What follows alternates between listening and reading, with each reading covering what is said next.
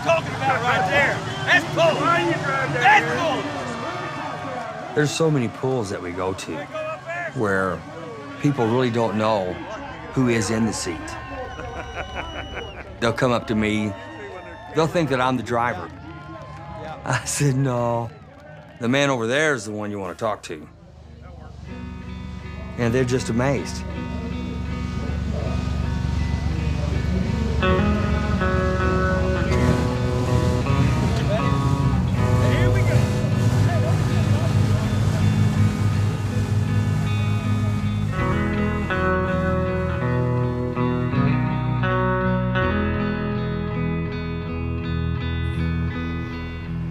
I think some people just test the water.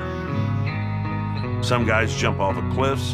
Some guys jump out of perfectly good airplanes. They call them thrill seekers. Are you always the wild man? Or are you just real calm? I'm the first guy. Every time.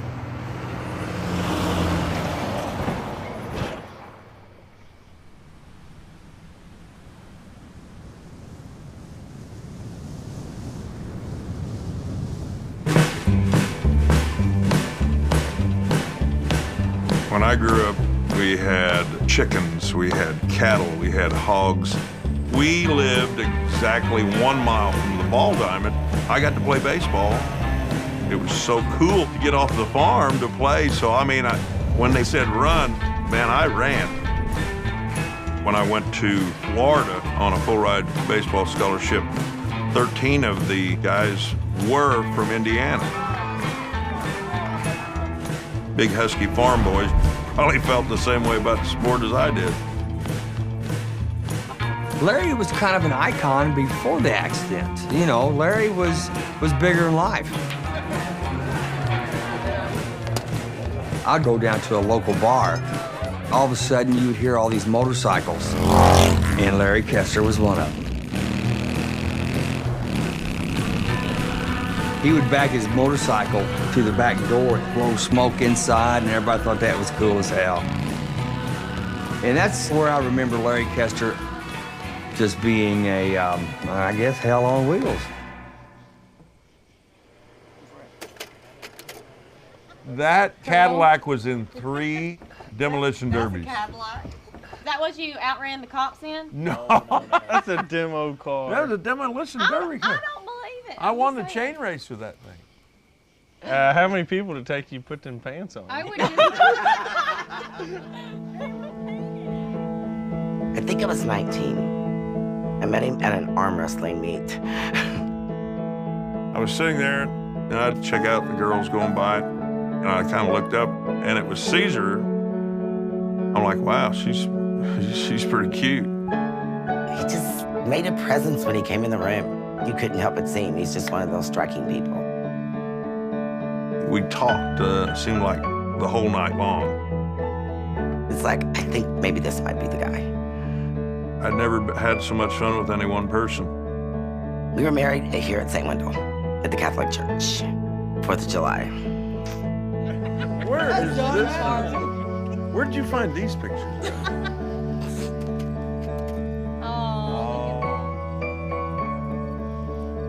Top of the game, you know. Seemed like life was as good as it could be, and then the accident happened, and the whole thing was up in the air.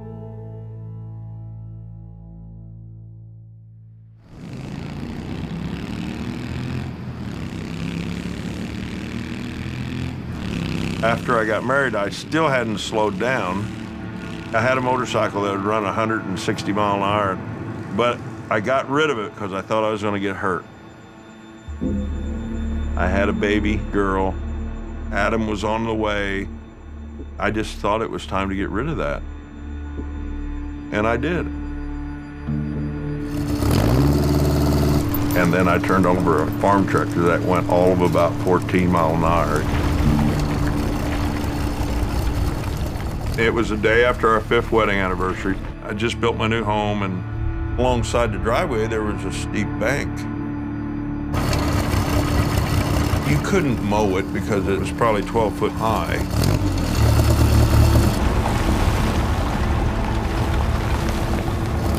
I must have been chopping close to the bank. When I raised that chopper up, the bank caved away and the tractor turned upside down and flipped off this bank.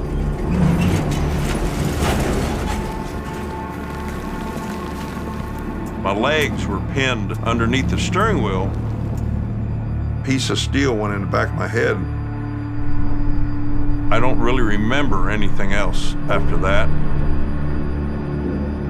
I was actually back in the bathroom getting ready when Larry's mom come flying through the door. There was a horrible accident in our driveway. The whole time that this tractor's laying there, the gas is running out of the tank. When it sparked, it ignited all the gas.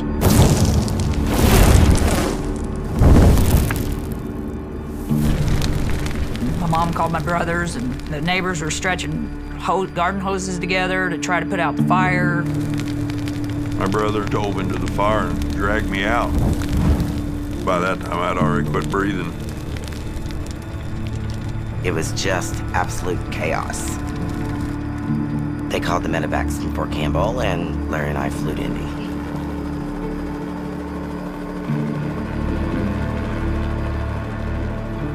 Number one, we didn't know if he would wake up. Number two, when he did wake up, was he gonna be normal?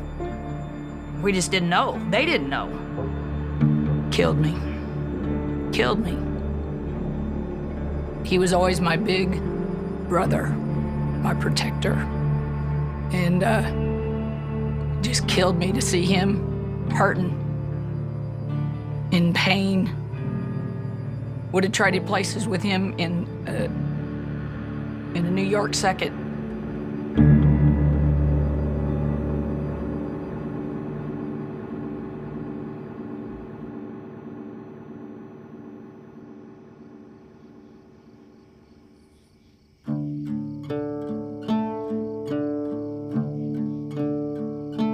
Six weeks later, I was laying in a hospital bed. I didn't even know anything had happened. I'm like, Caesar, you gotta rub my feet. They feel like they're burning. She gets this puzzled look on her face. She finally said, I can't. I said, why, are they gone? And she said, yes. I don't even think you can absorb that much at one time. We were there for 16 weeks. We were there for 4 months. From July to October.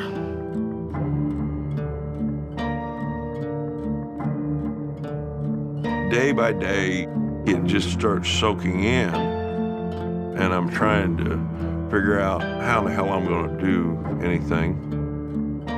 I was in this little room looking out a window, feeling like I was in prison. I wanted to go home.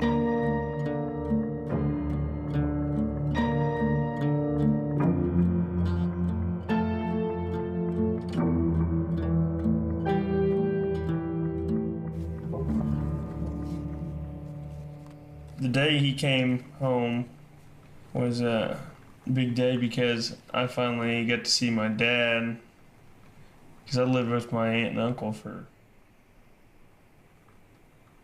months. All the other pictures, I don't see many pictures with him having legs or anything like that, so this is the only way I know my dad. That's the first time we really got to spend time with him.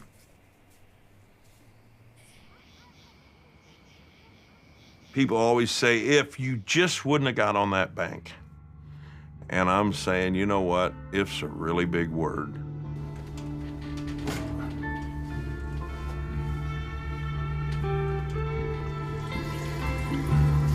It seems like when things happen, they happen for a reason. And if you keep a positive attitude, you will find out why that happened.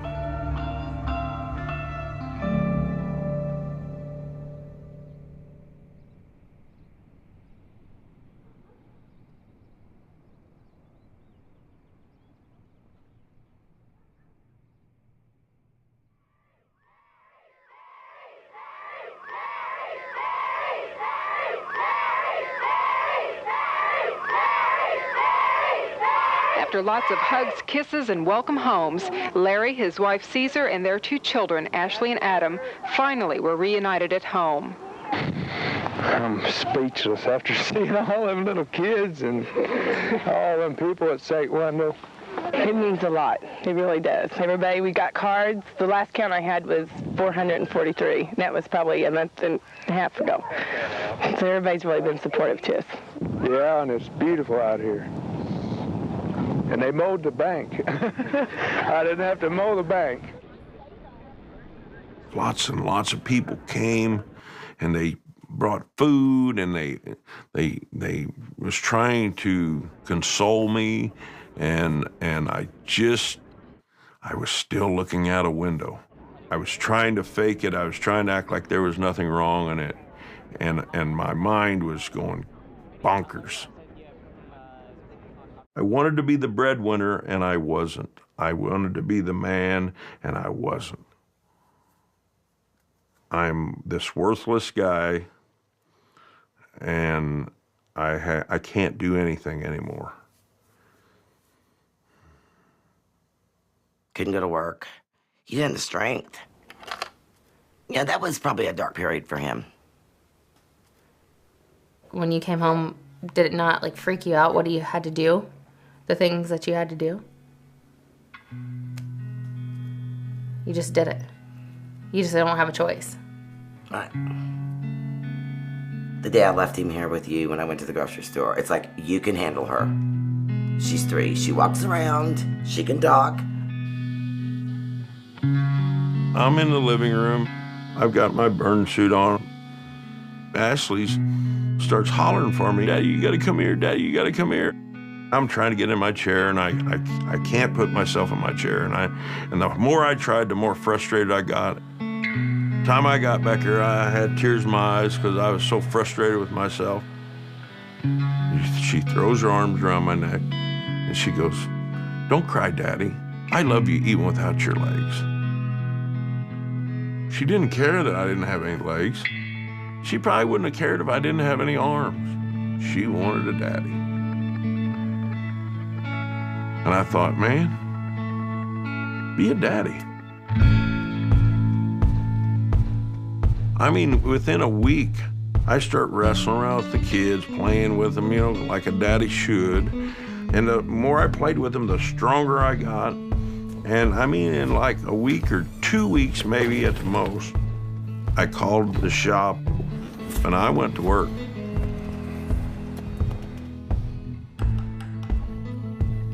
Adam went with me everywhere I went. He had his little Oshkosh Bagosh bib overhauls on, and him and his little 9/16 wrench that he packed around everywhere. But he was my man, and we were hanging out together. It was awesome. I was savoring every second of it. He's been with me tractor pulling since he was a little kid, and he absorbed so much of it.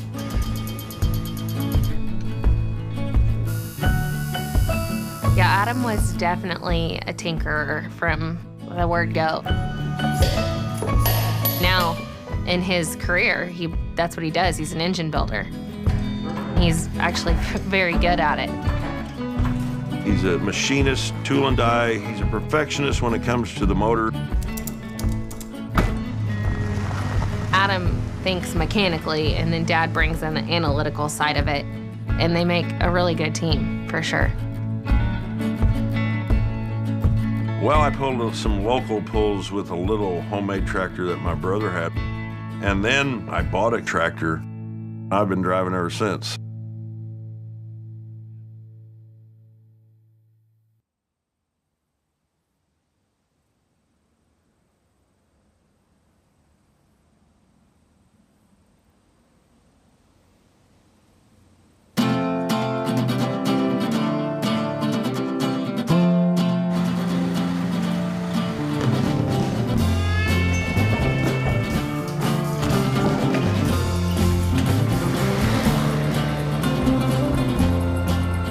Well, 4 days, 1 pull. Not an hour. hours. 9 hours. Story of our lives. On the road again. Okay. I'm glad you're with me. I wouldn't know which way to go. See you in a couple of days, Mom, Dad. My kids gave me a reason to live. I think I should use that.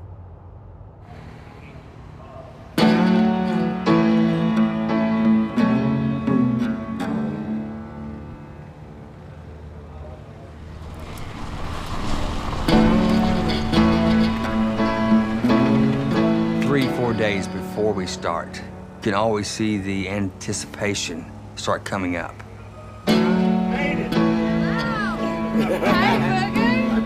How are you? You ready to pull? Everybody has a job. We know what needs to be done. There's no sitting on the back seat thinking that I'm just gonna coast through this. Nobody coasts through the Koesters.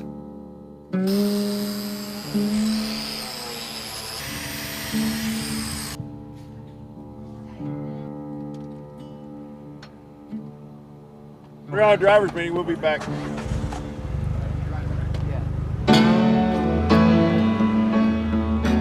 You know, back when I was doing all the crazy stuff, it just was the thrill of the moment. Just like now on that tractor is still the wild part of me coming out. I just think it's the next page. Here, Sissy, here's your headphones. You put those on. Show me how you put them on. Carson, who's gonna win? Daddy. And who else? And Papa. And who else? Uncle Adam. Okay, Uncle Adam. so first and second, that's High good enough. five. Pew! That's what I was wondering.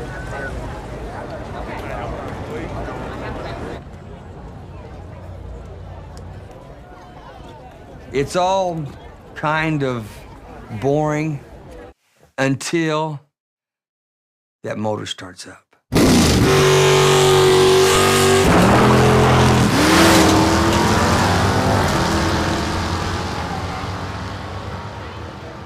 You can feel it.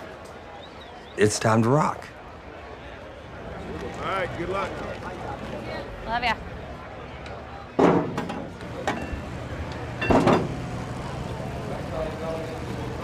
Well, I've been pulling for 29 years, and this thing just rocks your world every time you get in it. It leaves like a dragster. It goes fast right out of the hole. If you have the ability to control that much power, it's kind of like man over machine.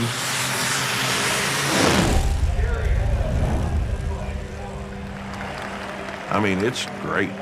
It's just a great rush.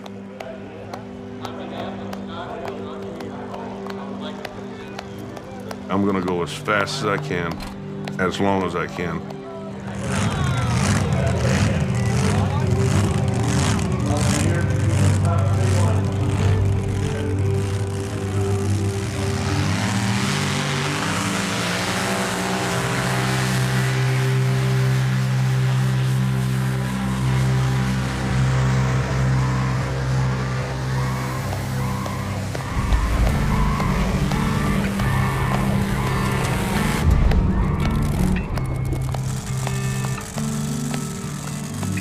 I never thought I'd get so much excitement out of watching Adam drive until he drove. And I really think it is better to watch him go down the track than it is for me to drive myself.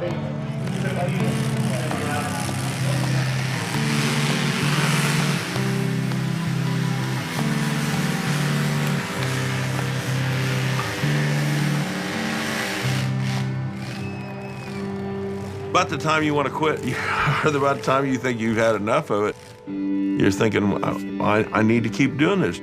There's a reason.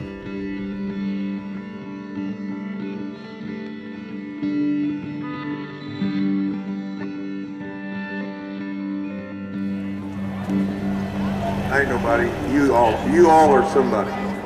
And those little kids are The only reason we're here.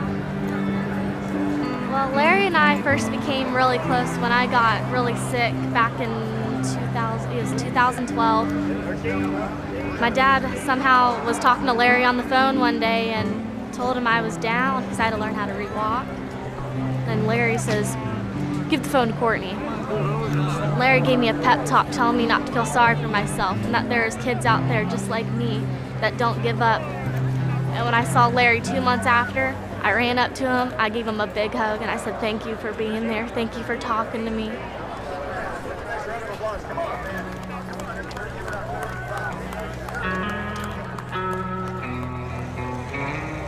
If you can talk to somebody from your heart and tell them what you've been through, seems like it, some people grasp it or it touches their heart.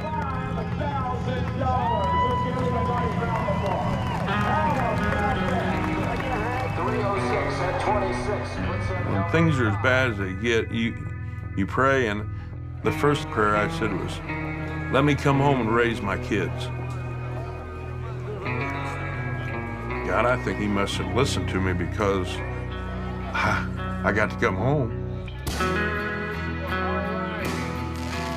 I mean, here it is, almost 30 years later, and I'm still getting to be with him.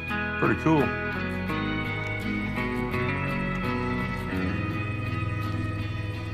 I want people to look back and say, damn, he had all this stuff happen and he just never gave up. That's all you got to do. Just never give up.